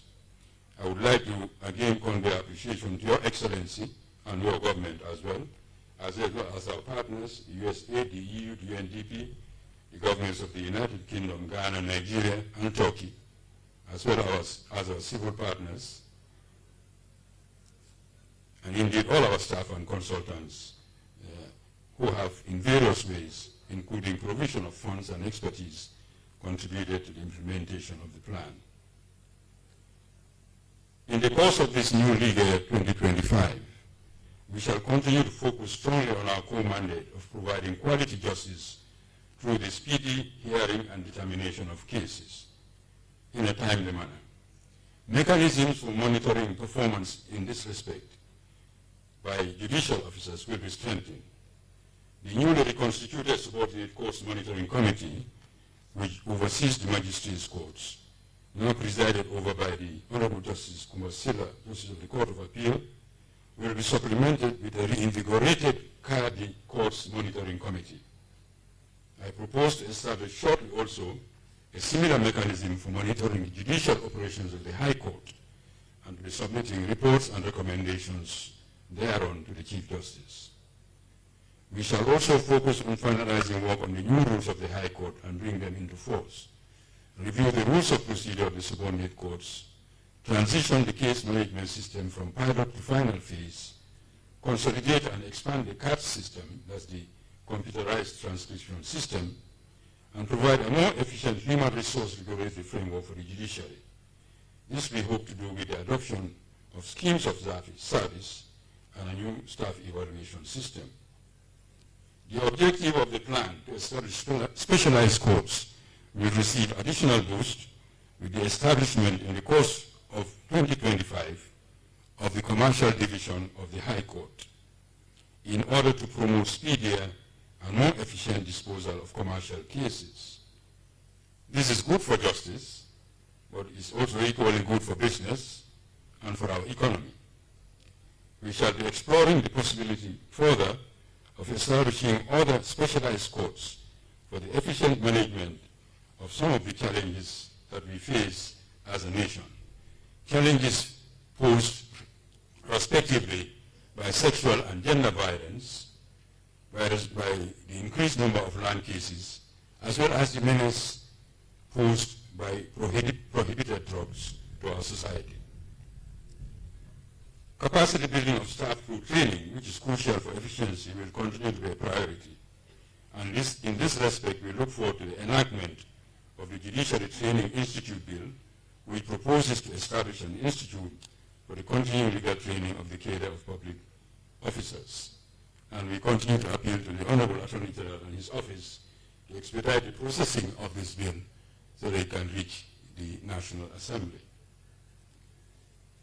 The court-connected ADR with a focus on mediation of cases with this country, with a focus on mediation of cases in court, will be strengthened with recruitment and training of more mediators and staff. And we also plan in the course of 2025 to validate and promulgate a code of conduct for ADR practitioners, as well as an ADR manual prepared by the Judiciary ADR Committee. The administration of Islamic law will also benefit from a joint project between the judiciary and our partners at Oxford University in the United Kingdom, led by Dominic Krell, under which the judgments of the Islamic courts in this country, which were delivered over the past 100 years, will be compiled, digitized, translated, and published. This will ensure the preservation of an important part of our national, religious, and judicial heritage, and it will promote greater access to and familiarity with our local Islamic jurisprudence. All of these activities will, of course, require substantial funding for implementation, and we continue to look forward to the government and the international community in providing necessary support for their realization.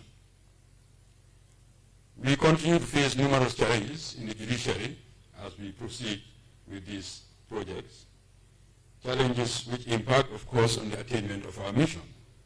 I have spoken many a time about this and drawn the attention of government and others to them. Amongst them, the acute shortage of courtrooms, which impacts on access to justice. The infrastructure component of the strategic plan has been the one least financially supported. Yet it is so crucial to ensuring the presence of justice at the grassroots, countrywide, and to the speedy and efficient hearing of cases. The challenge of mobility of judicial officers, particularly the subordinate courts, the magistrates and the cadis, and the security challenges faced overall by the judiciary, combined with the long outstanding and overdue legislation on conditions of service for judicial officers, all require the urgent attention of the government in order to attract and retain suitable staff and to promote integrity, discipline, and diligence in the administration of justice. Your Excellency and distinguished guests, I am pleased to announce that following the approval of His Excellency the President of the Republic, the judiciary, indeed the Gambia, will for the first time be hosting in Banjul the 28th Triennial Conference of the Commonwealth Magistrates and Judges Association from the 21st to the 26th of September 2025.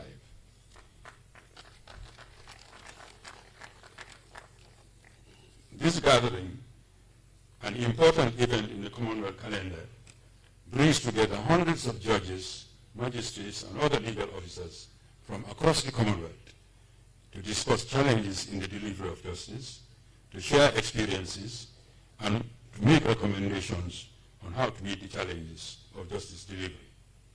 The theme for the Banjul CMJA conference, quote, innovations in judicial practice, embracing change for a better future, unquote, provides an appropriate framework for this judicial dialogue. The choice for the Gambia for this event is very much an acknowledgement of the commitment of and the progress made by the government and by the people of the Gambia in strengthening the rule of law, in respect for human rights, and in justice and democracy. We look forward to the support and collaboration of all to ensure the success of the conference. Your Excellency, Mr. President, and distinguished guests, as we open the 2025 legal year, and as we stand on the verge of the new calendar year, and on the celebration of our golden jubilee as a nation, the judiciary is greatly conscious of the great governance enterprise on which the nation has embarked. That is the proposed adoption of a new constitution for the Gambia. A constitution is the most important legal instrument for any nation. When properly crafted, it can provide an enduring framework for effective government, for good governance, for peace, and for progress. The judiciary welcomes efforts in this direction. It cannot be oblivious to this process, for not only is the judiciary a stakeholder, but it occupies an important role in the constitution drafting process, with the Chief Justice or his representative being the chairperson of the Constitution Drafting Committee. In this context, the judiciary has reviewed the current 2024 draft constitution, which is before the National Assembly. We have conveyed our observations as regards some provisions of the draft relating to the administration of justice, which in our view can impact on the rule of law and independence of the judiciary. Accordingly, we have submitted recommendations for amendments to the draft, which in our view will help us as a nation strengthen the framework for good government, and we appeal for a favorable consideration of our recommendations by all those engaged in the process, in the constitution-making process. As we stand on the verge of our golden anniversary again, we continue to strive and we continue to pray for the continued peace and progress of the Gambia and for the consolidation and further development of our efforts for the rule of law, for justice, and for democracy. I now have the honor to invite Your Excellency Adama Barrow, President of the Republic of the Gambia, to address the gathering and to declare open the 2025 legal year. I thank you all for your attention.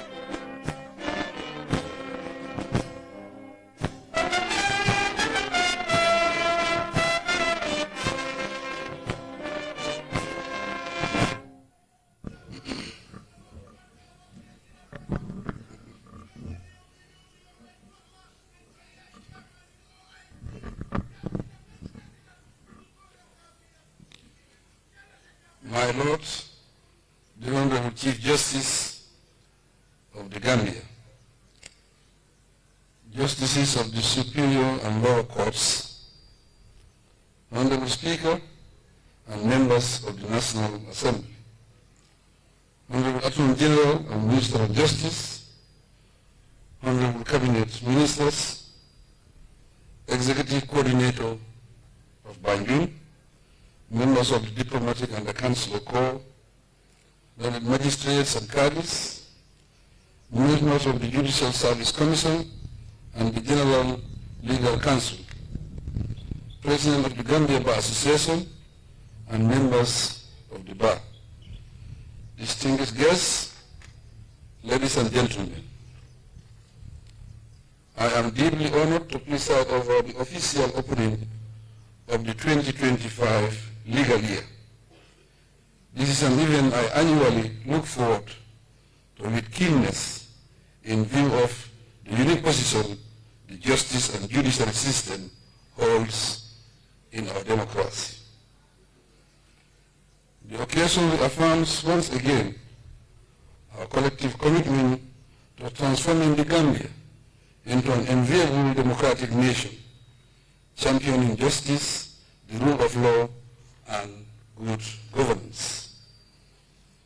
For the executive, our ambition is not only to improve the dispensation of justice in the country, but also to position the Gambia among the best justice systems in the world.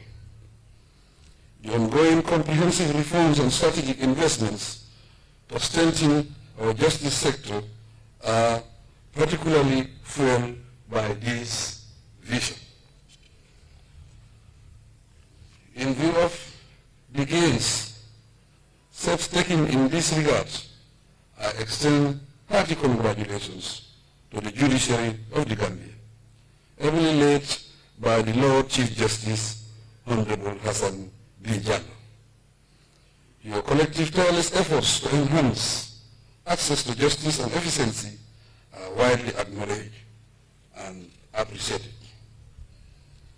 Recent introduction, for instance, of advanced court reporting tools and software in the courts is a monumental step towards speedy and impartial access to justice for all. Adopting new state-of-the-art technology has modernized our justice system, leading to more efficient and faster delivery of justice. This visionary approach will undoubtedly strengthen public confidence in our courts. I also commend the judiciary's initiatives to empower district tribunals through training and capacity building, convening magistrates to establish a collective path towards quicker access to justice, as well as educating communities on legal matters. These initiatives are making a substantial difference, particularly for those in the rural area. Our government will remain resolute in its mission to promote and uphold good governance, the rule of law and democracy. By maintaining a clear separation of powers, we have significantly improved the independence of the judiciary, thereby restoring public confidence in our legal institutions. The establishment of additional courts and the appointment of highly qualified judges are concrete steps prompted by our resolute commitment to delivering justice impartially and safely. My lords, my ladies, your excellencies, distinguished ladies and gentlemen, much progress has been made on the transitional justice agenda, moving from policy formulation to meaningful implementation. Following the release of the white paper in 2022, my government set in motion mechanism to ensure justice for victims and accountability for perpetrators of human rights violations. In addition to establish a special prosecutor's office and a special tribunal underscores our determination to address past injustices with transparency and integrity. These efforts are essential to rebuilding trust and fostering a reconciled and united nation. Along these lines, the recent approval by the Economic Community of West African States, ECOWAS, Authority of Heads of State and Government to establish the special tribunal is an other remarkable achievement. The tribunal will investigate and prosecute gross human rights violations and international crimes committed during the previous regime running from July 1994 through to January 2017. This decision is to make sure that there is justice for the victims and survivors of the human rights abuses committed during that period. It is meant to send a strong message that impunity will not be condoned on our shores.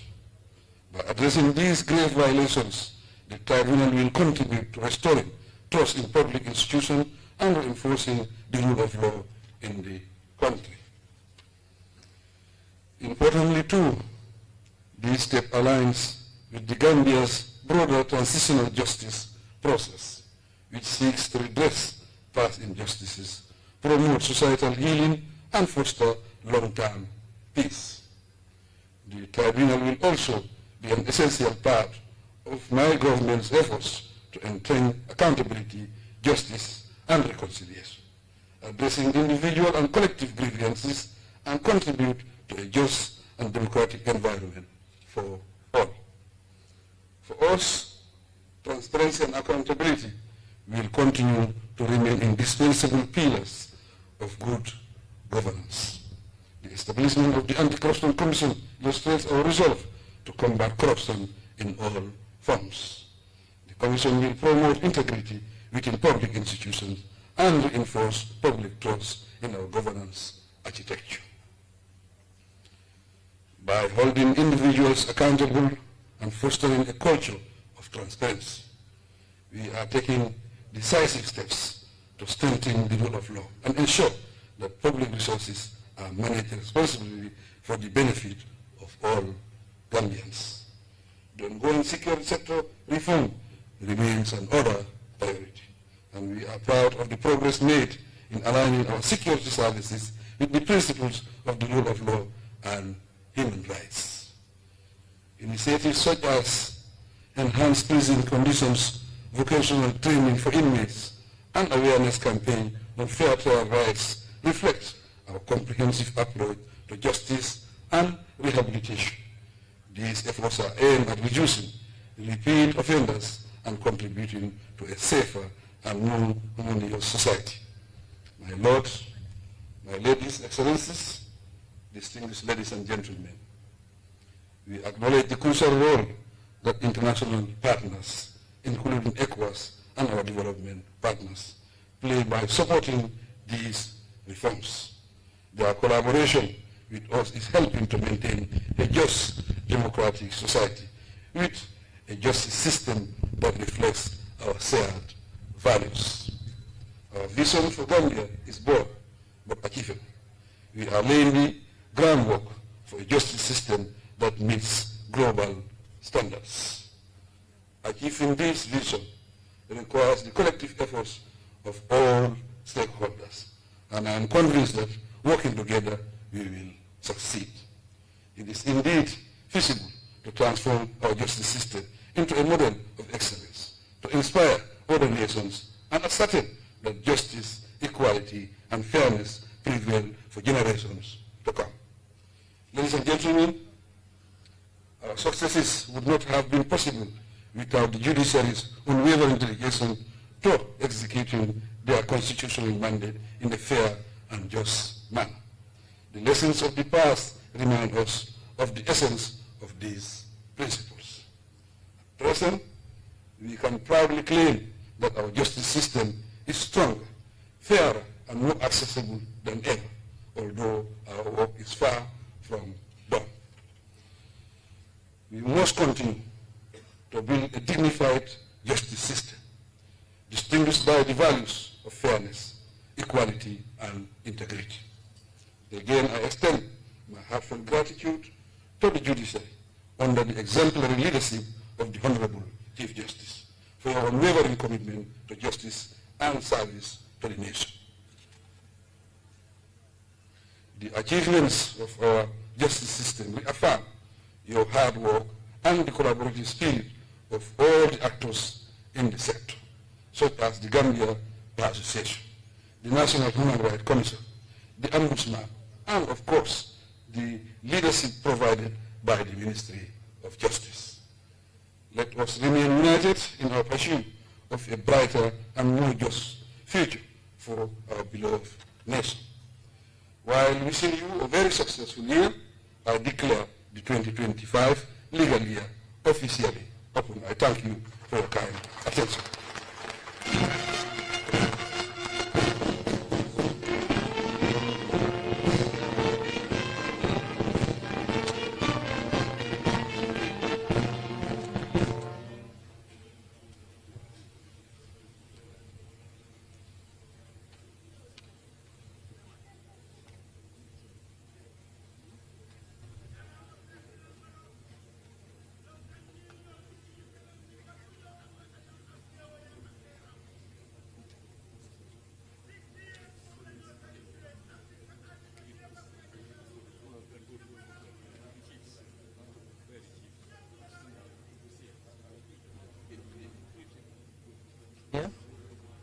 And as highlighted by all the speakers, there were significant successes as well as challenges that the judiciary faced. And there are also efforts that were being done. Thank you very much, His Excellency the President. I leave this to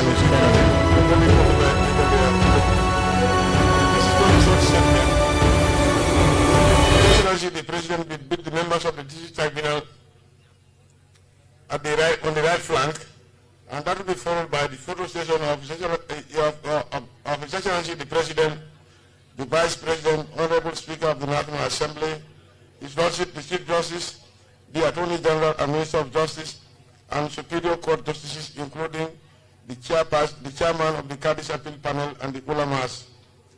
And that will be followed by the President meeting the staff of the Judiciary and Minister of Justice, while the High Table proceed to the chambers of His Lordship the Chief Justice for refreshment. Then the last item would be the President will proceed to the chambers of His Lordship with Superior Court Justices, Cabinet Ministers, and other senior members of the bar for brief interaction in the chambers of His Lordship the Chief Justice. Your Excellency.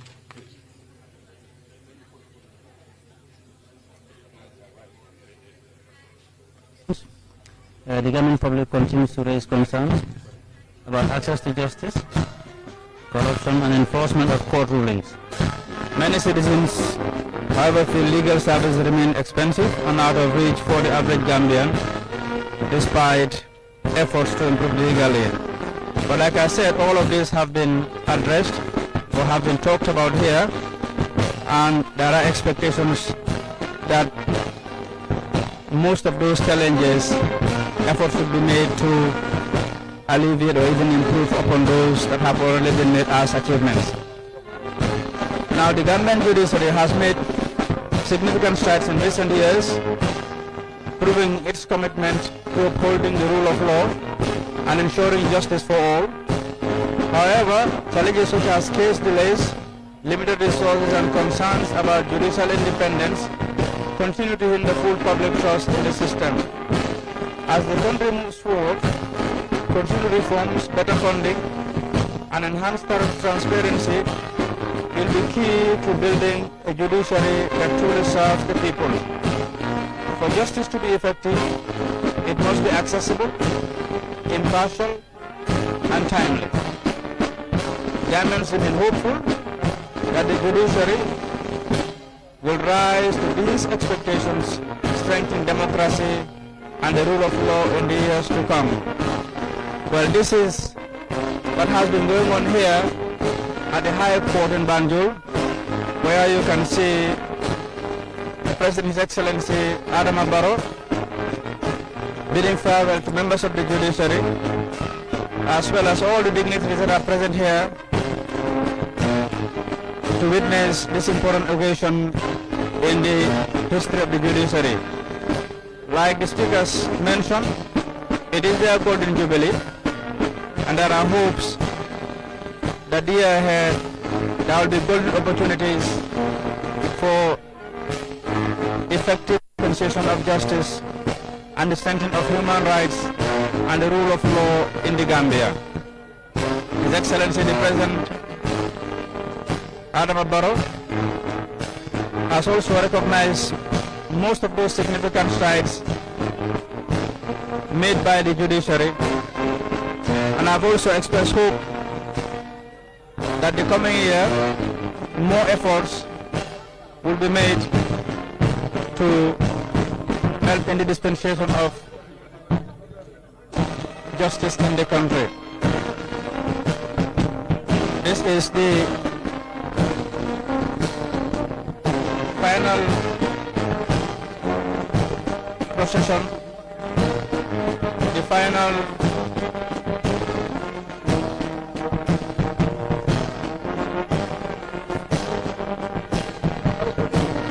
and as you can see, His Excellency the President is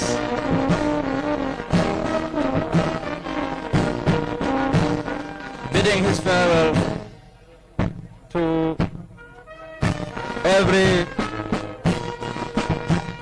sector of the judiciary here, from the justices of the higher court, the members of the Supreme Court, to staff and members of the Attorney General's chambers and Ministry of Justice. And he is now heading towards the High Court building, as you can see, where, as you've seen lined up, memorial or a photo with the members of the, judiciary will be taken. Well, this has been a live broadcast from the Gambia Radio and Television Services, and on behalf of the management and staff of GRTS, as well as the team that has been deployed here to provide live signals from the High Court in Banjul, the technical team, as well as our camera operators and sound, not forgetting our colleagues from Radio Gambia are also doing a parallel live broadcast on radio. This is Isa Jalo signing off, and until we meet again, have a pleasant day.